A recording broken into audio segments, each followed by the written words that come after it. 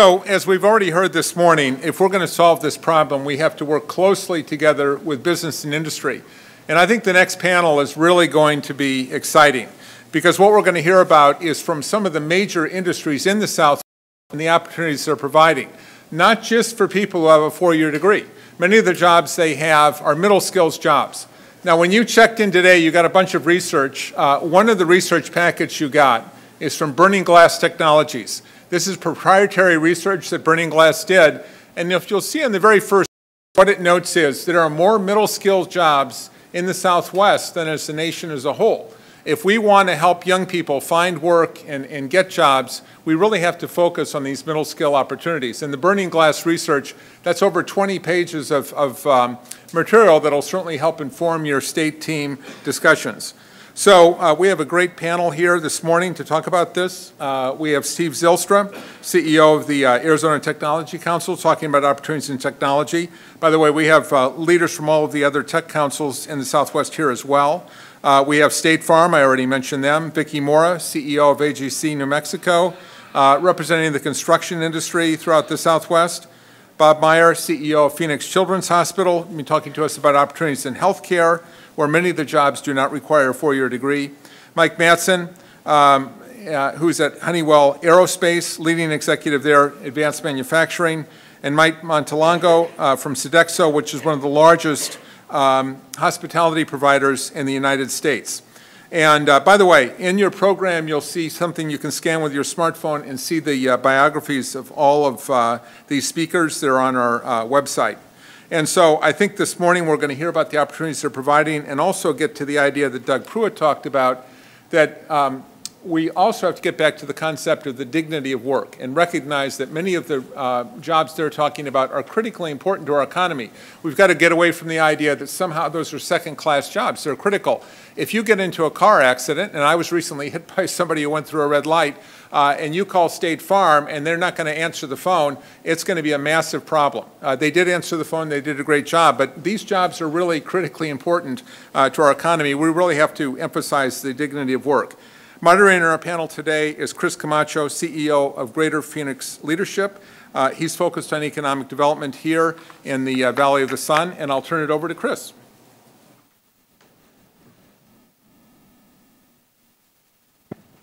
Great. Well, thank you for the opportunity to be here tomorrow, or this morning, I should say, not tomorrow, this morning. I am Chris Camacho, President and CEO of Greater Phoenix Economic Council. And it's my pleasure to be here to talk about where the jobs are and where they're going to be in the future. I think the few panels before us today illustrated some of the challenges that our respective markets here in the Southwest certainly are going to have to address. But I think one thing I find interesting is now 11-year native of Arizona after spending time in the Midwest is that when I first came here, we talked a lot about selling sunshine and access and lifestyle, all the positive attributes and amenities that exist in the Southwest, and certainly all of the markets reflected here today. But I think as we've seen in this downturn since 2008, the recovery hasn't been as great as we'd like it to be in most markets. And so I feel that it's our incumbent upon groups like Greater Phoenix Economic Council and my peers in the other respective regions to really begin to address how we retool and reshape the economy, centering around advanced industries, alignment with workforce development programs to ensure that we have the meaningful population of our kids and our students being aligned with where the future jobs are going to be. So I'm really humbled to be here today. We have, I think, probably, well, certainly the largest. So if by size, I think we win the best panel. But if you look at the reflection of the industries represented, we have a lot of great thought leaders, and so this is going to be an easy job for me because I get to tee up questions for each of these esteemed panelists. And I think as we look at economic development and the economy and how we tie together, the workforce and student achievement, student performance, everything is linked together. If we look at future economies and what's predicated and required to advance our economic position, it's centering around not only how we produce people, but how we produce people for where the jobs are and where they're going to be. And as I look ahead at this conversation, or as I was reflecting on this conversation, again, we have great representation from the insurance industry, which is going through immense national growth and national consolidation. And I'd love to hear, we will hear from Sherry as to, what made the decision for, for this market and many other markets nationally where they're growing, but also industries that are, certainly advanced like healthcare and the aerospace and defense sector. In construction, we talk about the trades and how we need to retool the talent to ensure we have the talent base to sustain the returning growth model that will exist in the southwestern U.S. So with that, I'd like to just maybe go down the line. I'll start with, I see Bob down on the end, and I'll ask Bob kind of the first question. So in terms of, the healthcare industry, at large, outside of PCH, but at large, where do you see future jobs, the future jobs growth? What are going to be the inherent skills needs of the future worker? And the dynamics, and I think healthcare probably embodies the most transformational shift of any industry that we've seen in the last 5 years. But Bob, to break it down for you, just to comment on where you see, the future of the worker and how they integrate into the healthcare system. Okay, thanks. Well, I guess maybe just to set a framework a little bit on this discussion is the context of what's a hospital, what is a healthcare facility today, because actually the largest growth in the future is going to be in the nursing home business, which is, again, a lower paid wage job, et cetera. But in the hospitals itself context, Phoenix Children's is one of the 7 largest children's hospitals in the country. We employ 5,000 people. We take care of almost 2 million square feet of physical plants in 28 locations, et cetera, huge accounting operations, et cetera. So if you were to look at the skill sets, what are we hiring every day? Because again, what gets a lot of play is nurses, those kinds of things, and I'll get to those in a minute. But we hire a lot of people, patient accounting operations, a lot of billing, collection people, those kinds of things, authorization people, the bane of the industry. It's a growth business, federal regulation, but not very, very good from our perspective. But we hire plumbers, electricians, you name it. We've got all the same recruitment issues. But I think when you start to look at it for Phoenix Children's, which I think is indicative of any large urban hospital that has, again, multiple delivery sites, academic affiliations, et cetera, the growth and the high-tech growth is in the research and so forth of that nature. But the core of what we do, which is taking care of patients every day, starts out with a lot of people that we hire that are certificate degrees. So we now start to get right down to what do we hire. A lot of our nursing staff start out as certified nursing assistants. They are either medical assistants, et cetera, something we call a patient care tech. And fundamentally, it's a 6-month course past high school. Now, there's going to be a consistent trend here is there's not a lot open if you don't have a high school education as a minimum. But you can get in pretty easily with that certificate position. And those jobs are paying around $12 an hour. And you start to look at them. Then the next up, which is a kind of an interesting one, is you can go a long way in healthcare with an associate degree.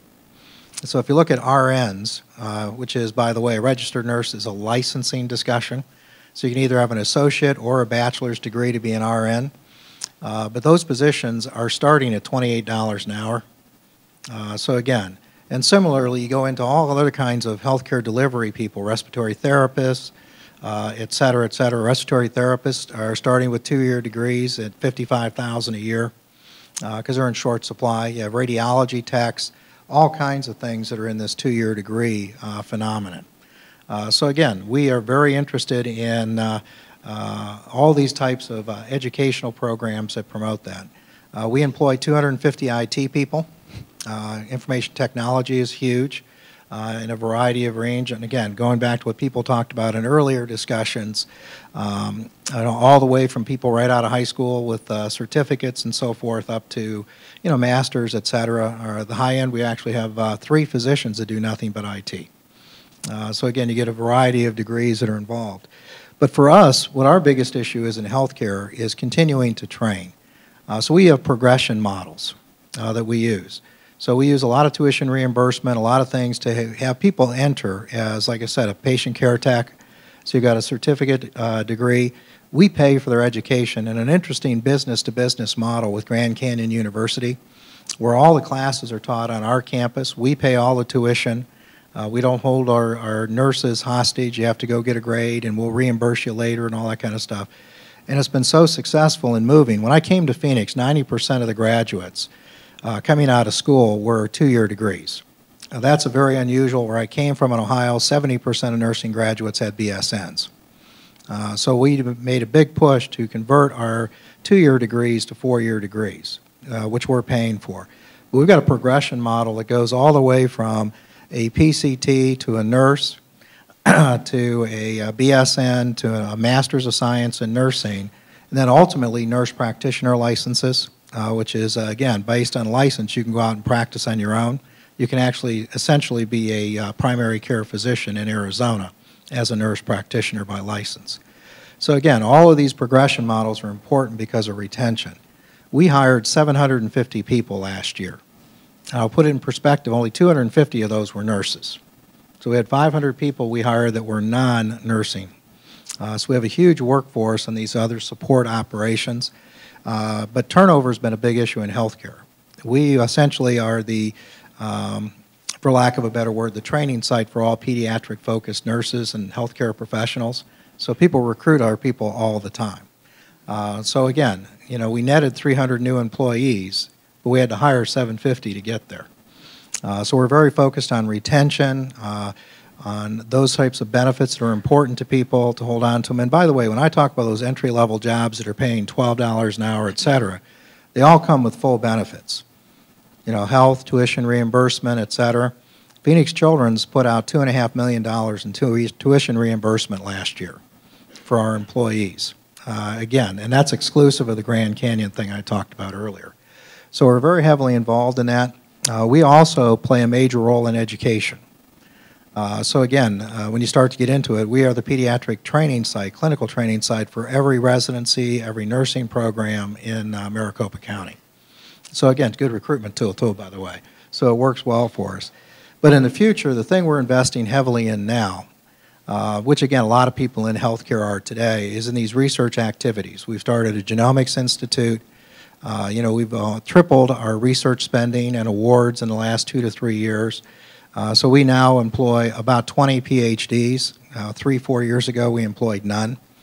But in their labs are all the support people I talked about earlier. Those lab techs and all those other people are growing in those labs as well.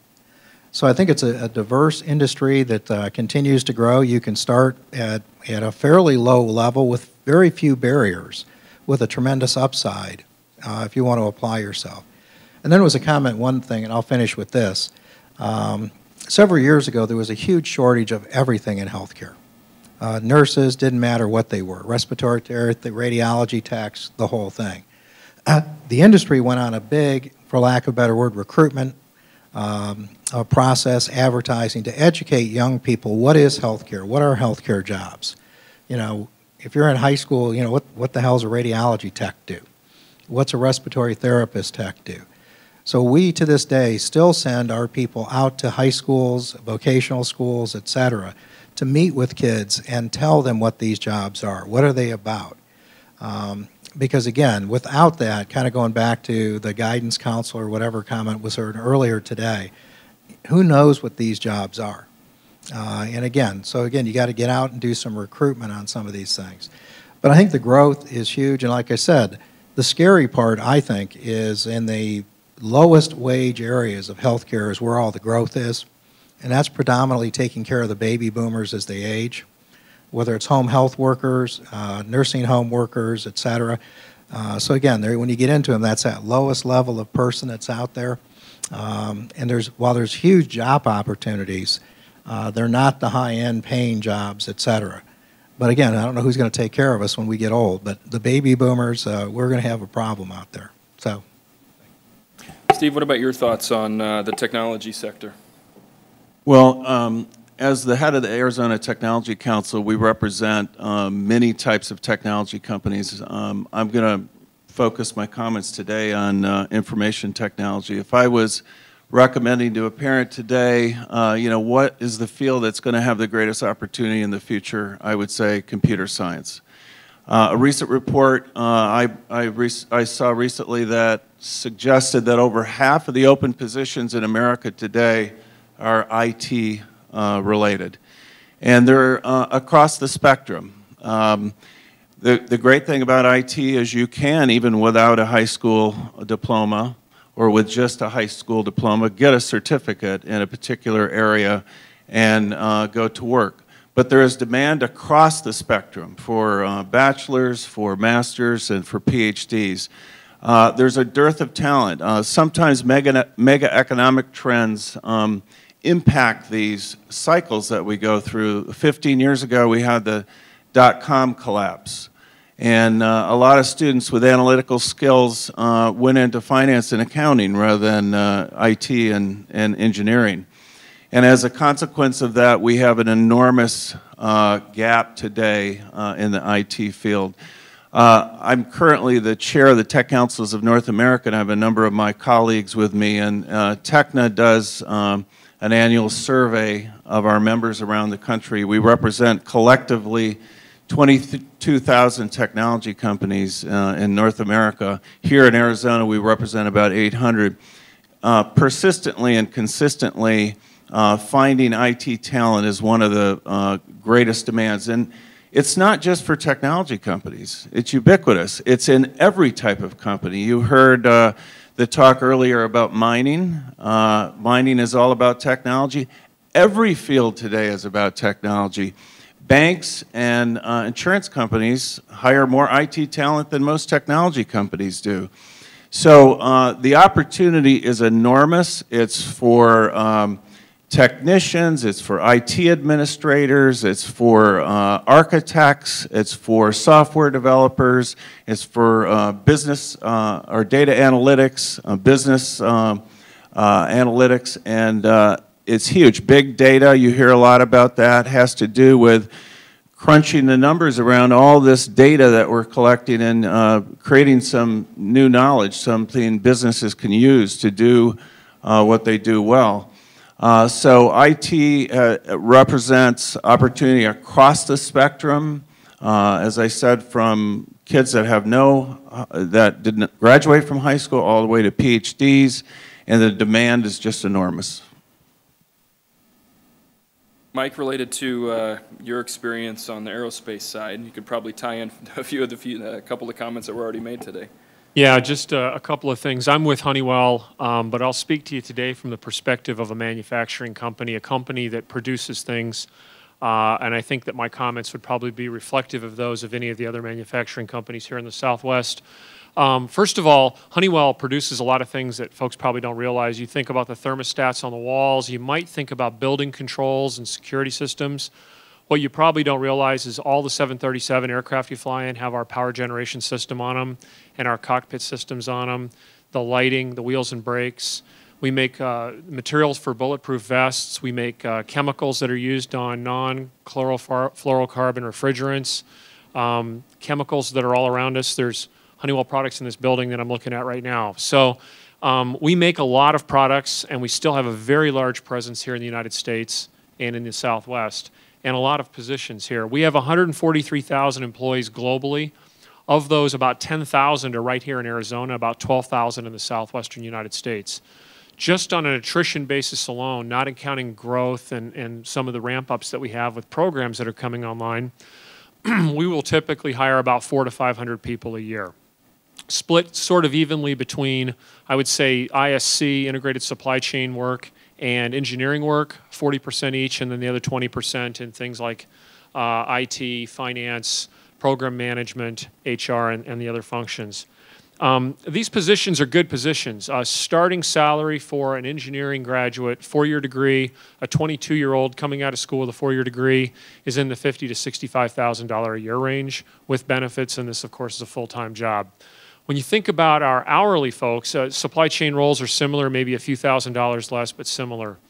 When you think about our hourly positions, many of them, in fact, most of them do not require a college degree. A few, we prefer to have a 2-year associate's degree or the equivalent in training.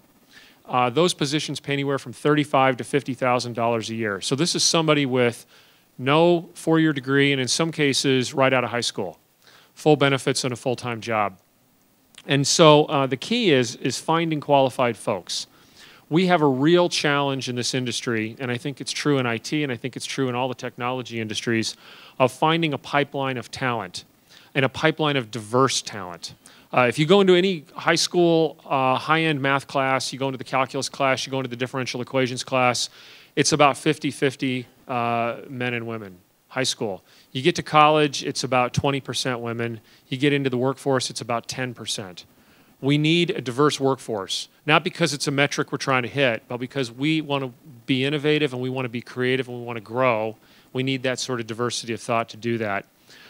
We need folks who not only have the training and the skills and the diploma and the formal education that I spoke about, but have the skills necessary to succeed in this environment. When I was an engineer, I was a minted engineer 30 years or so ago when I was 12 years old.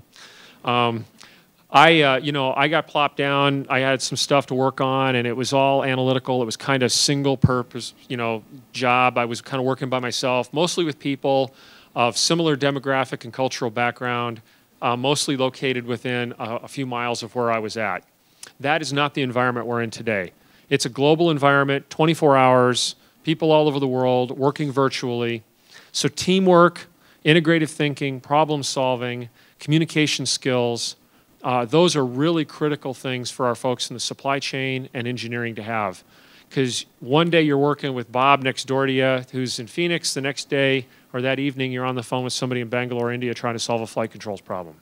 That's the world we live in. The world's a global place now. So the other thing I would say is just continuing to press for just basic skills. We have a surprising number of fallout, a percentage fallout of folks that come in for the hourly positions that can't pass a drug test, can't show up to work on time, don't understand the dress code for being in the office. You'd be surprised how many folks fall out for that, for a $30,000 to $50,000 a year job. So we've got to somehow get that message reinforced with folks coming out of school. But the opportunities are there, the growth is there, and it's a pretty exciting time actually to have a technology degree. We just need more folks that have that background.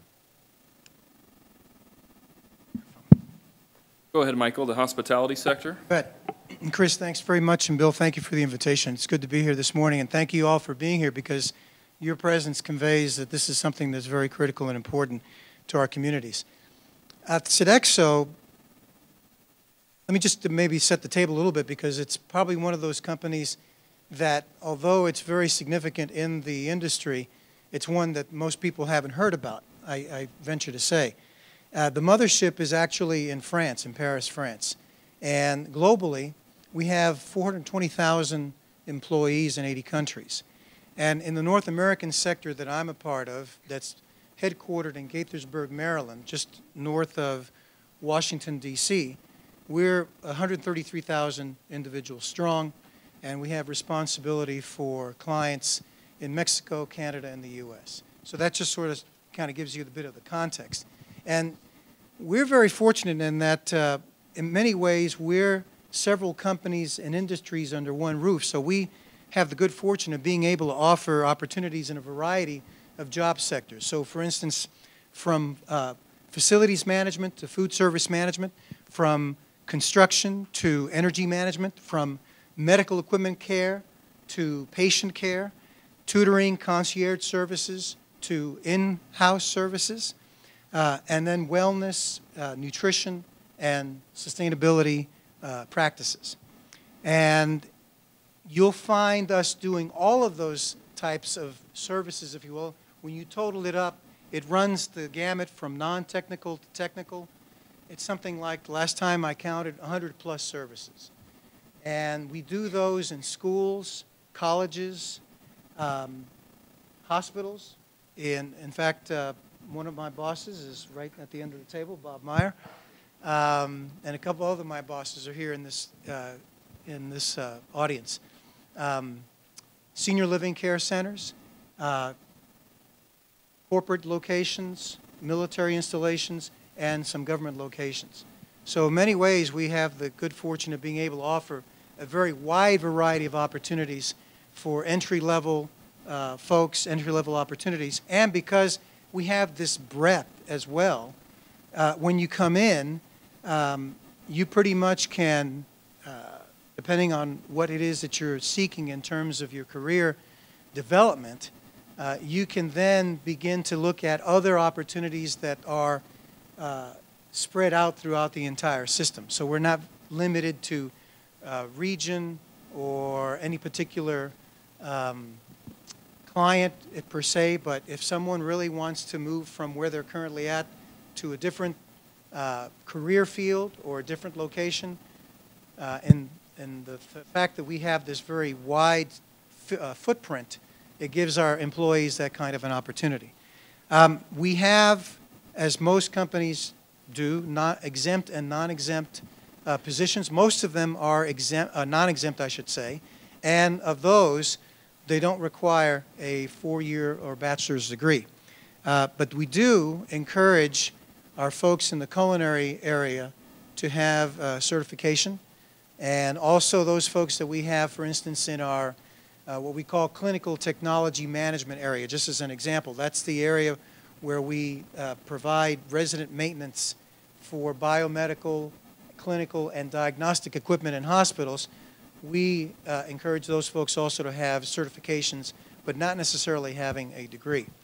And then at the end of the day, I think as an individual had mentioned here on the panel, all of our hourly workers or non-exempt workers, in addition to having above minimum wage salaries, also have full benefits that include health care, 401k with a match, life insurance, tuition reimbursement. And that actually, let me just stress that piece, probably something that we'll all talk about here in just a minute more. But that particular component, tuition reimbursement, really is a key area where individuals that come in, maybe perhaps not having formal education, if you will, but really would like to do that, this is a great opportunity for them to be able to complete that formal education. Great. And before Vicki begins, one statistic I think that certainly reinforces what will ultimately be her comments is, so the Arizona marketplace, and specifically in Metro Phoenix, during the downturn from 2008 to 2012, we had shed 330,000 jobs, and 51% of those jobs were in construction and construction-related employment. And so as we're now entering the mode of recovery, or we're in the mode of recovery, and I assume we had very similar kind of statistics in Nevada, probably not to the same degree in Colorado, but I would suspect to some degree in New Mexico. I'd love to get, Vicki, your thoughts on, the jobs in this recovery period and where is that headed? Thank you, Chris, and thank you for the sponsors and the host of our sessions. As you said, I'm representing the Associated General Contractors. I'd like to give you a little background on AGC because I think it merits being said. AGC represents non-residential construction, so it's commercial building and highway building throughout the state, throughout the country. There are 93 chapters around the country, and a main purpose for those AGC chapters around the country is workforce development. So our involvement in workforce development is built on decades of a partnership with our employers, a direct partnership with our employers. And so having a career-ready workforce has always been a part of our agenda through apprenticeships, multi-apprenticeships, through general contractors and specialty contractors, both union and open shop. And I highlight that because I think it's important to understand that our employer base deals with traditional management, joint apprenticeship training communities, but we also have a rich history over the last 3 decades in open shop apprenticeship programs, which means it was really an opportunity for us to understand and seize opportunities to look at competency-based training and look at skills assessment from a different lens. The other is that most chapters are very involved with their local construction management programs in universities and community colleges. I represent AGC New Mexico again, and in that context we have an endowed chair in construction management at the University of New Mexico. We also have an endowed chair on behalf of one of our past presidents at the local community college at CNM. And most recently, we were convinced because of those experiences and because of a more what I call traditional advisory role, which many of you as educators and government representatives know that business has a history of being involved in an advisory capacity. But what we learned through the 90s that was very critical to us was the fact that we had a very poor image within your community. Individuals were, if we summarized, if people would show up on time and were physically fit, we could put them to work. And so really valuable lessons in understanding that we had an image issue ahead of us, as well as focusing on what would really matter in career preparation. And that led us to the sponsorship of ACE Leadership High School. And ACE Leadership High School in 2010, we opened up ACE Leadership Charter School in 2010. And the lessons that we have learned about adaptable learners, problem solvers, and the fact that by design we looked at how could project-based learning look at an entire industry and their career opportunities, it really became clear to us that we needed to shift our work from advisors, traditional participation with community colleges and universities, to really getting young people career ready, which has led us to a whole host of issues. And then you mentioned the stressed economy. Clearly, New Mexico, when we look at the Southwest region, we have felt like there's a donut, and in the center of that donut is New Mexico. We've had harder numbers to deal with as far as economic viability.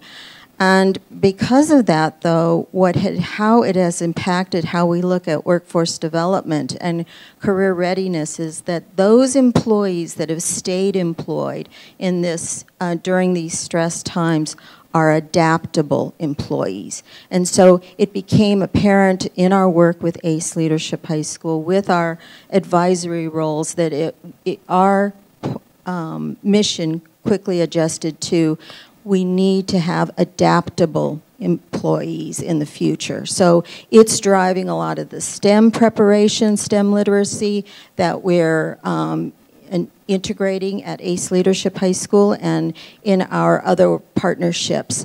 The other is the rich population within the rural New Mexico area, which there I'm primarily speaking of our Native American peoples.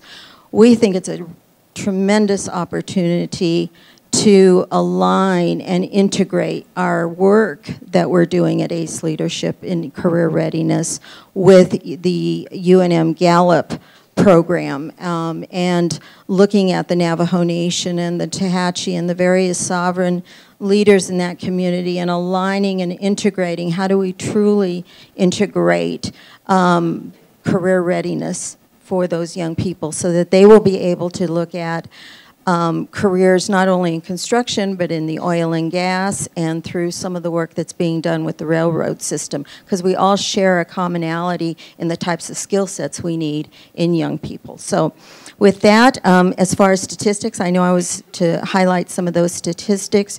I am utilizing a New Mexico Department of Workforce Solution and Occupational Employment statistic growth numbers that was projected between the decade of 2010 and 2020. And in the construction and extraction, there's anticipated 7,960 new jobs, which is a 12.4% increase, with a median wage of $39,289. Installation, maintenance, and repair is projected at $4,680, which is a 13.6% growth increase. And that anticipated median wage is $42,133. Architecture and engineering, it's anticipated 2,460 new jobs at 11.5% increase with a median salary of $80,706. And so those are the projected increases in the next decade. Great. And Sherry, the insurance and financial services sector, can you give us a few comments? I understand you have a few jobs available. We do. Good morning, everyone.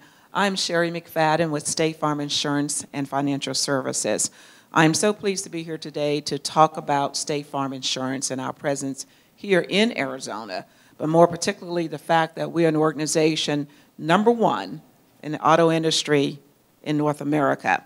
So we provide opportunities across the nation for well over 60,000 employees.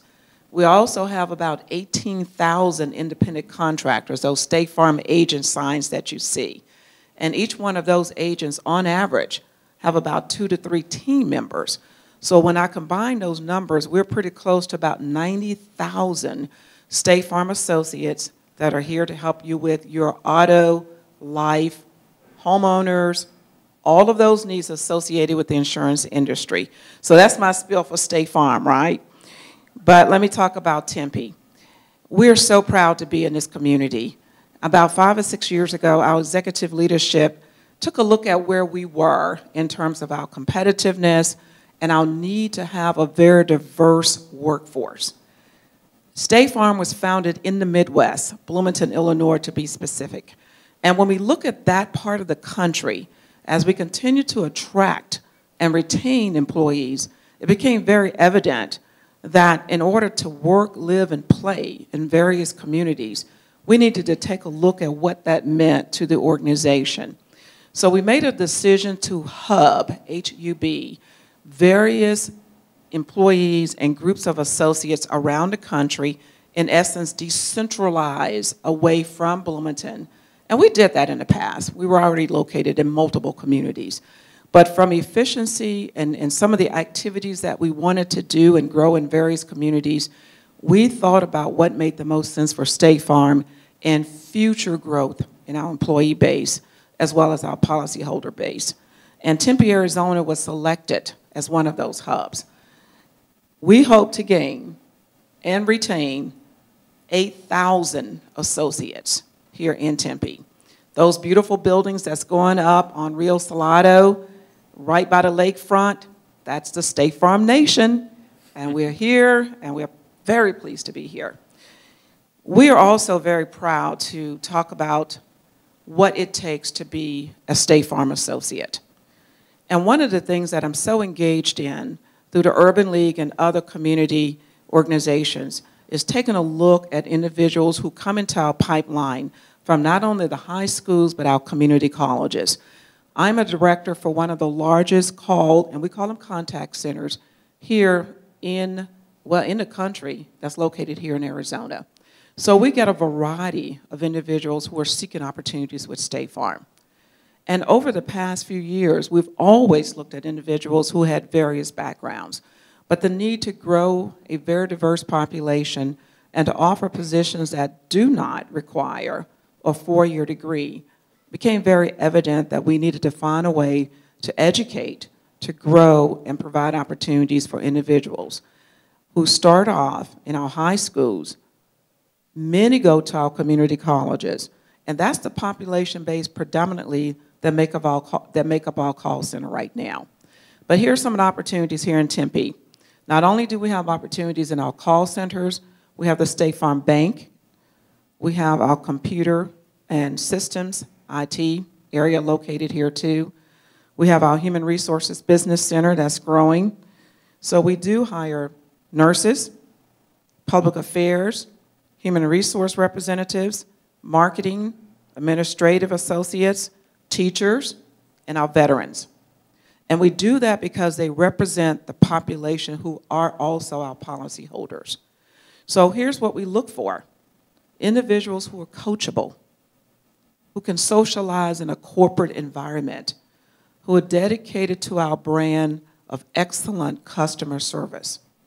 When you call State Farm and you see the Jake commercial, Jake is really here in Bloomington. Well, it was in Bloomington, but now Phoenix is the 24-hour operation, 7 days a week. So technically, Jake would now be here in Phoenix. So we're the only operation in State Farm that's 24/7 now. When you have that claim bill, I guarantee you we got your call. And we want to be able to respond to those calls. And we need individuals who are engaged, who believe in our value system, to treat individuals fairly. Our founder, over 90 years ago, had one principle: we will pay what we owe, and not a penny more, because he was a Midwesterner, right? But our goal is to make you whole again. When you suffer from a loss, whether it's related to a claim, those terrible floods that's going on in Texas, our catastrophe response, our ability to be there to deliver on the promise when you pay us every 6 months or every month for those premiums. The insurance business has always been a love-hate relationship, right? But we love it. And we love it because we know that we can provide the services of a great organization. So we want to find those capable, competent employees in the local communities. When we grow employees in a community, we grow policyholders.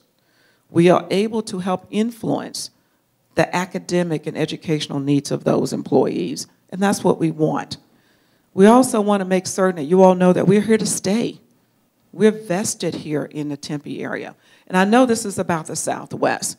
So when I look at our Latino population, I look at our Native Americans, our African Americans, we want to make certain that we are looking beyond what is just here in Arizona, but surrounding Arizona.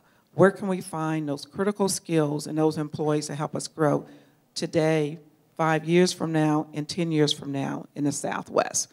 So thank you very much. To get started a little bit about State Farm, and I'll let you continue with the panel. Great.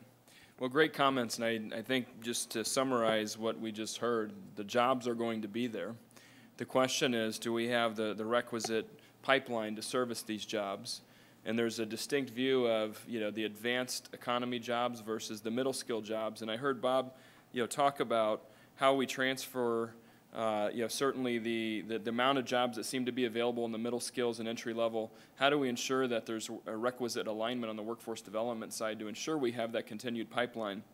So maybe what I'll ask the panelists to do, since we got great introductions, is just 2 minutes each, try to comment on any example of a workforce development related plan or a tie that your industry has with a university, a community college, a high school that's really trying to elevate or propel the level of expectation of the student or alignment with the industry needs. So I'll ask Bob maybe to start, and we'll just kind of quickly go down the list here. All right, well, very quickly, as I said earlier, our big effort has been really twofold. One is to encourage and expand the number of training slots in the community colleges in particular, but ASU, U of A, Northern Arizona in terms of nursing, these various degrees I talked about. And as an industry, we're very successful. We doubled the number of training slots over the last decade. So what was a very severe nursing shortage is now more manageable, but it was that partnership that needed to be done. And then I think the other is, again, getting more involved, as I said, with the Grand Canyon University for our continuing development needs, where we've had a lot of input into the curriculum. Because, again, we know very much what we're interested in hiring, and that has not always been in sync with what the universities have wanted to produce, what their output, what their interests are versus ours. So having a collaborative relationship with a university that works on a curriculum with us has been very, very helpful to get that done.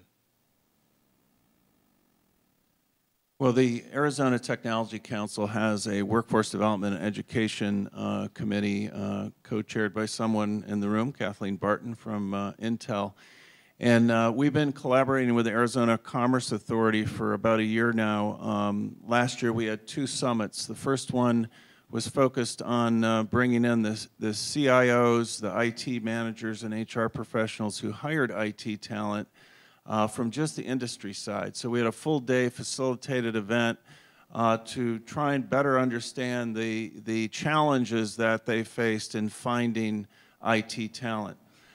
We then, a couple months later, held an event where we invited those folks again, but this time invited the folks who could possibly solve the problem. So the 3 state universities, the community colleges, the workforce development professionals, and even the recruiters. And again, a full-day facilitated session on what were some of the solutions to address these confounding problems that the industry is facing in finding talent. And out of that has come three very active committees that are chaired by industry leaders from Intel, Avnet, and Infusionsoft. One is focused on better branding and creating more visibility for the IT industry and for the jobs that are available, not only to people within the state, but outside the state. Another is focused on working with talent that's coming fresh out of college, have a fresh education, and helping them appreciate what the demands of the profession are and align their skills with what the needs are. And then finally, a committee that's focused on retaining the IT talent and focusing on professional development of the folks who are already here in the industry. So that's one initiative where we're trying to take things into our own hands and try and address the problem and bringing all the partners who are relevant together to try and address that issue. ACA has done a similar thing with the manufacturing industry and has been very successful. One other thing I'll mention is the Arizona Tech Council, along with ASU, and now a lot of other partners, launched something about 4 years ago called the Arizona SciTech Festival. And this last year we had over 1,000 events in 51 cities with over 600 partners and attract 380,000 people to attend those events, all focused on science, technology, engineering, and math, and trying to incite and motivate youth and their families to look at STEM-based educational paths and careers. So that program keeps growing every year. We keep growing the number of events, the number of partners, and it's beginning to have an impact. Yeah, just real briefly, I'll touch 4 areas. Starting with high school students, we have a structured internship or a mentorship program, rather. We have several hundred folks here in the Valley and around the Southwest, our facilities in Albuquerque and Colorado Springs in particular, that engage with the local high schools, in particular with the STEM programs in those high schools, to get kids interested in going into 2-year and 4-year programs in technology. That's been very successful. Think of that as seed planting. Second is with university systems, not just in Arizona and the Southwest, but around the country and around the world, structured internship programs. We love internship programs because it gives us a great chance to test drive the candidates, and it gives them a chance, frankly, to decide whether or not we're the right company for them. And our risk of a bad hire goes way, way down when we do that, and that's a very successful program. Third is with educators. We sponsor the Challenger Space Academy for educators back in Huntsville. We send about 100 to 150 teachers a year to the 2-week space camp program in Huntsville. We've been doing that for about 20 years. Well over 1,000 folks that we've sent back there. And the whole idea there is that they get better equipped to teach STEM education in the high schools. Tremendous feedback from that. And then the fourth one is veterans, partnering with the efforts that Michelle Obama has championed around hiring veterans. This has been especially productive for us. We get very, very good hires in aerospace in particular from our veteran community. So those are 4 that I would just touch on. I think it was a couple of decades ago that McKinsey had coined the phrase that there is then was a war on talent. And actually that phrase is still, I think, very relevant today, because if arguably there's a scarce resource, it is talent. But what I'm really excited about, especially what this conference is focusing on, is talent at all levels. And as you can see from the comments that my fellow panelists and myself have been sharing with you, is that opportunities lie across a number of job sectors for young folks across the board. And so what this means is that, much like has already been said, I think Steve just mentioned it, is that you have to, especially if you're in the competitive marketplace, you pretty much have to take matters into your own hands and not just sit and wait, but actually be very proactive to retain that very scarce talent and engage that talent, to have high engagement scores. And a way of doing that has already been shared with my fellow panelists, by my fellow panelists, and that is a combination of in-house programs as well as external partnership programs. So at Sodexo, we do and make some very significant investments in in-house, in-unit, frontline supervisor training, customer service training, and external programs where we're looking at, for instance, in the clinical technology management area that I was mentioning a little earlier. This is the area where we have employees that provide the resident maintenance for clinical, diagnostic, and biomedical engineering machinery that you would find in hospitals.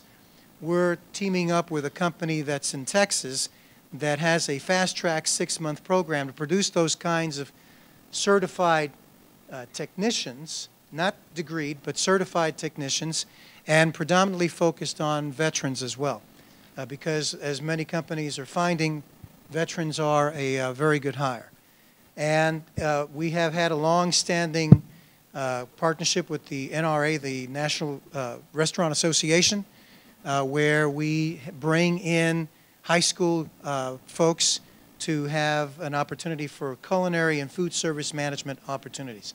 So it's a combination of, as I say, in-house programs as well as some of the external partnerships, and another piece that I was mentioning, another component that I was mentioning a little bit earlier, was the tuition reimbursement, which gives certain employees a bit more flexibility as to what it is that they would like to get that they're not getting from the in-house or partnership programs. What I would like to highlight is our focus and where we're strengthening the alignment between industry-driven programs and our partnerships, particularly in the resume building component. Our organization has a council of future leaders called the Construction Leadership Council. And those individuals work very closely with our faculty at ACE Leadership High School to integrate and build, in addition to the required standards in public education, the actual resume of our young people who graduate from ACE Leadership High School. So it's part of the culture at ACE Leadership High School, where we have executives, construction professionals, visiting, participating with faculty, participating with students in exhibitions, and in capstone programs. And so though that applied type of learning is very important to us. ACE Leadership High School also has a re-engagement center which captures 17 to 22-year-olds. We knew when we were discussing the development of ACE Leadership High School, we recognized that that would be a huge opportunity for us to capture those young people that thought that they could be employed by our industry and clearly had learned a lesson that was not the case, and that there was more to a formal structured apprenticeships and internships. So the re-engagement center is a very important part of our work. The skills assessment, we're very excited that we have signed a memorandum of understanding with Innovate Educate, and I don't want to steal GMA's thunder at this point, but skills assessment is very critical to us, and all of the partnerships that we work with are in the process of integrating those skills assessment. And what I get excited about as far as what we're doing that may be a different twist on that is the focus of an industry, HR individuals working for our member employees, working with Jemay and her staff on a focused evaluation of where's the disconnect between the job openings we currently have in our profession and why aren't we able to place them. And so our hope is that we'll be able to, again, influence with our partners at the community college level and the university level to adapt quicker, because that's been one of the challenges in formal education, that oftentimes industry moves quicker than the academic scene does. And so we're very excited about that interaction and integration.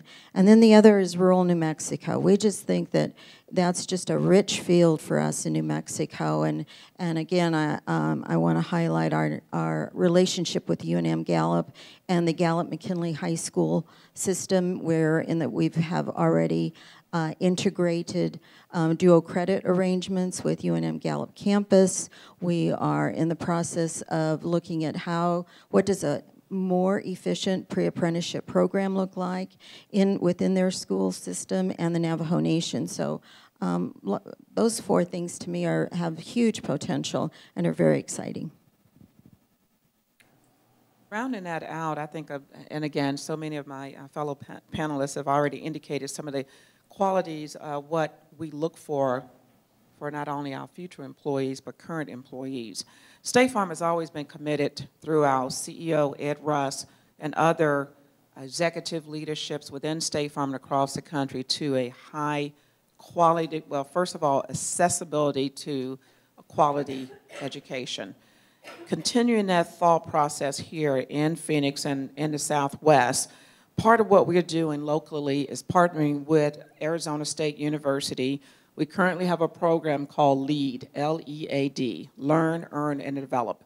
Individuals selected for that program will work with us from their junior year through their senior year, and we offer them, guaranteed offer, of a leadership position with State Farm. In our community colleges, we're continuing to grow and influence how we can identify early on individuals who can work with us. We can nurture them through their community college education and provide guaranteed opportunities for them at State Farm. We're also an organization that promotes 90% of our employees from within. So to do so, we've created probably one of the best universities you never heard of called State Farm University. It is an organization and it is internal to State Farm that provides a great wealth of information for employees to grow and learn throughout their career with State Farm. And I would be remiss if I didn't talk about our paraprofessional, professional, technical, and leadership positions. Those are a range of jobs that start anywhere here locally from $14 an hour, and for our first-line leadership positions can start anywhere in the low 30s, depending on your experience. So based on that, and based on our national commitment to public education, this is where we will use the same business model and community model to grow and influence and be very connected to finding, and as I already said, retaining a great workforce. We also have tuition reimbursement, a healthy tuition reimbursement. And many years ago, we learned that we grow as an organization internally when our employees are well-skilled, well-educated, and they're able to take those skills and pay back to the community. So mentoring programs and providing an opportunity for individuals to grow, earn a good income with State Farm is what we've always been about for 90-plus years, and we will definitely continue that here in Arizona and across the Southwest. So thank you. All right, so we have 2 minutes left. I see we're about to get gonged here. I did want to ask one more question. We're just going to have a simple answer. Actually, it's a two-part question, but very simple and quick. Tell me, and I'll start with Bob again, tell me what if you were advising a sophomore in high school today, where to place their time in terms of where the jobs are going to be in an entry to mid-level, mid-skill level job and an advanced job, what two areas in which would you direct them? Well, I think overall what I would suggest is this whole concept of STEM, the science, technical, et cetera, that's the business we're in. But I think information technology has invaded everything. I grew up working in auto factories when I was young, which basically if you could walk, had a strong back, there were plenty of jobs. Today, that's all automated. I was talking to somebody recently of a Jeep plant in Toledo, Ohio that produces 10 times as many vehicles with 1/3 the workforce as the good old days. So I think, again, anybody that's going down this path, you know, I happen to be an accountant way back when, CPA, et cetera, but go into something that, well, I guess the other part would be something that interests you. Not everybody is going to have the aptitude for science, technology, et cetera. We do need artists. We need other people. My father told me once, if you don't have a passion for something, it doesn't work.